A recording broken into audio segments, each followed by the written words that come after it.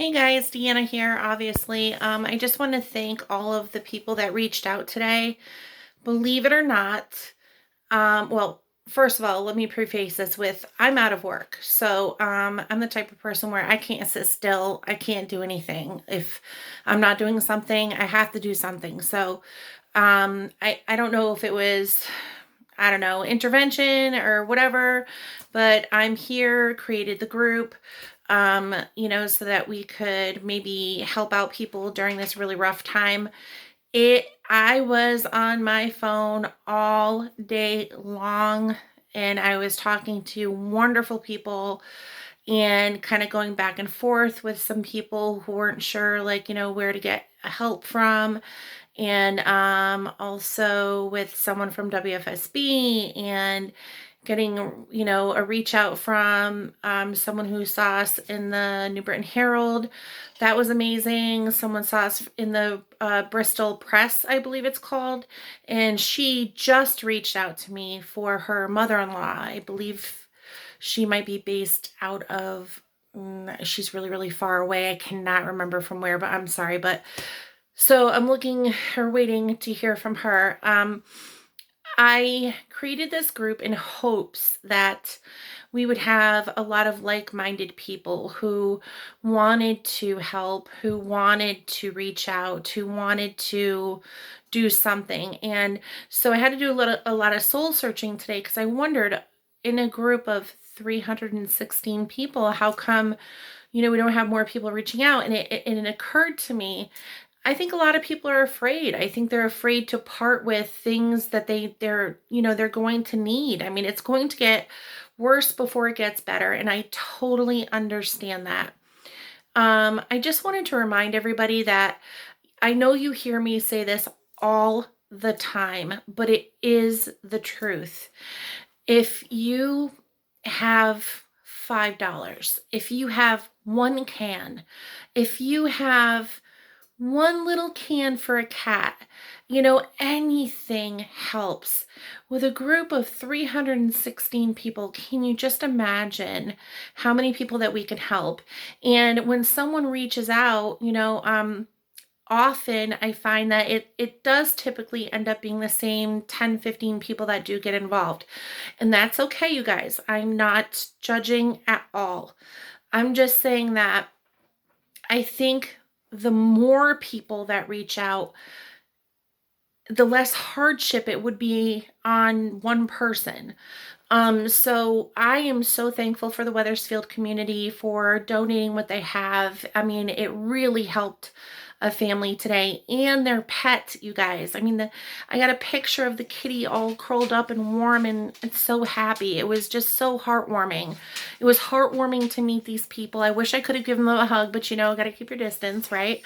So it was just such a wonderful thing. And I do understand that, donating monetarily can be a bit difficult because you just go, okay, where is this money going?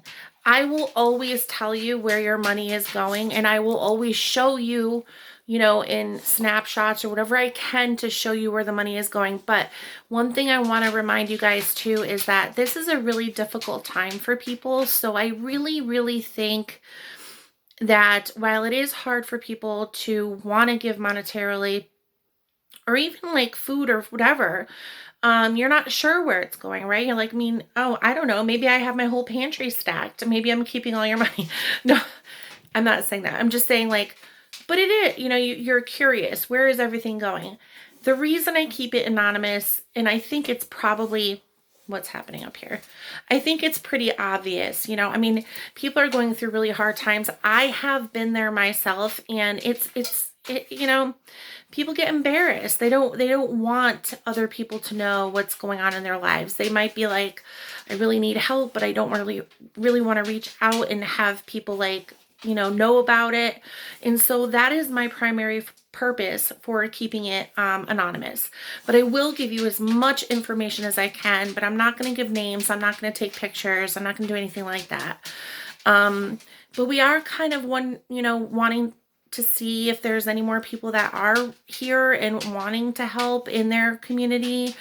If anybody wants us to come to like The thing is that there's pantries, but some pantries are not what you think they are. It's not just, yeah, we're just gonna go, we're gonna get our free food. It doesn't work like that, you guys. So while we don't mind donating to pantries, it is not 100% what you think it is. And with us, and it was a perfect example today, was that these people were in need and they could not get anything from a pantry. So we were able to go out there, drop off a box of food, drop off food for their cat litter. And it was great because they were really super in need and didn't have anywhere else they can go. Another thing, yes, the food pantry is important, but also food share. Food share is a wonderful thing, but they come once a week.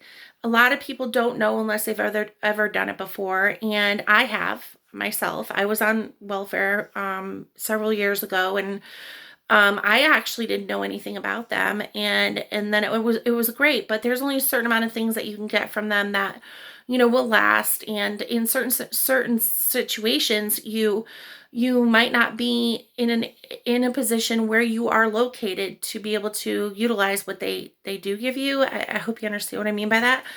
Um, so that being said, another thing I wanted to bring up was kudos to all the people that have been there 100% from the jump. And also, I just want to give a shout out to the people who are making masks and just kind of like gathering things on their own just to give out and doing it on their own dime. I totally just respect you so much. There's so many people on this page that are donating their time and putting their time into maybe soup kitchens, or packing boxes for people, or whatever it is. I mean, you drive by my house and throw a can in my box. I'm like, oh my God, thank you so much. This is a huge deal, you guys.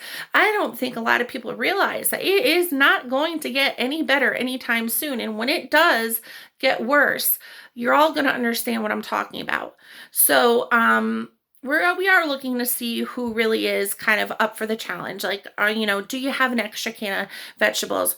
Are you going to go to Stop and Shop? Are you going to go to Price Right? Are you going to go to ShopRite? Do you think maybe you can throw an extra couple things in there just in case? Maybe I might reach out. Maybe I might say, there's this person or that person that's in need.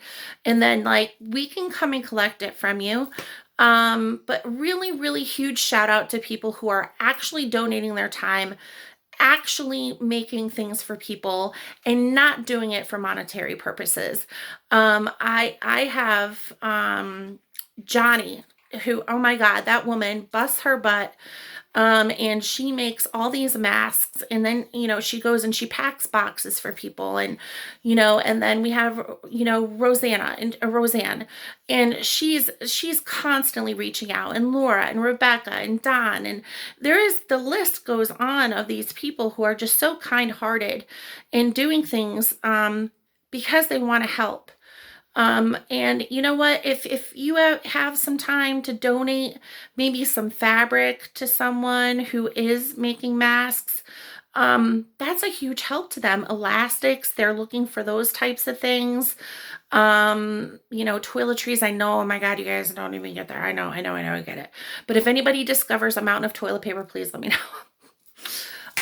But yeah, I think we have a tremendous group. I just want to see, who's here for us, you guys. Like, are you ready when I call you? If I have someone in your town, are you ready to help?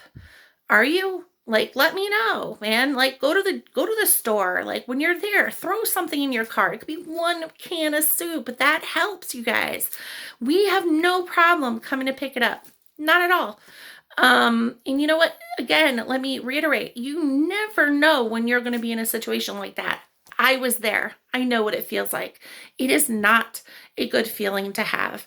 And to know that you have some people that are there that are going to help you, that you're going to be able to eat, that you'll have a roof over your head, and your animals will be okay, that they will have a full tummy too, and you don't have to surrender them. That's a huge thing, you guys. That's a huge thing. And again, kudos to the people who are going out there and making things for the nurses and for just everybody and not asking a dime for it. I mean, that is admirable. And I think all of you are really amazing people. And I think you all are, kind of just waiting for that one thing to pop up that you can help out with. Don't wait for it. You know what? Put a little something on the side. And if something comes up and you have something, let me know and I'll come and get it. I'm really proud of this group. I'm very thankful.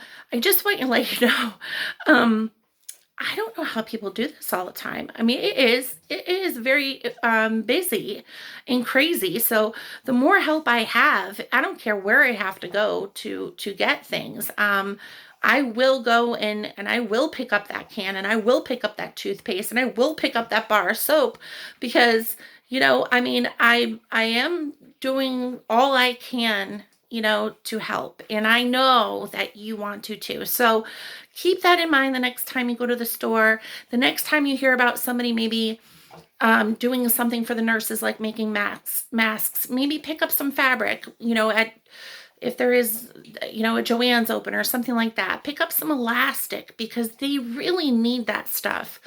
And just because it's not right in your face right now and it's not really super scary right now doesn't mean that it's not going to end up that way.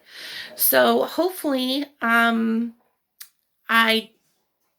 got through to a lot of people in understanding that I do truly mean every tiny bit helps. $1, $5, nothing more than that. Imagine 316 people giving one can. What? Maybe 316 people giving $1. What? I mean, it makes a difference, you guys. Strength in numbers, okay? Do not forget that. It is a huge thing, okay? So don't ever doubt that whatever you have to give. Don't ever think that it is not enough. It's always enough, and it is always enough for someone in need. Thank you for listening to me, and I will talk to you soon.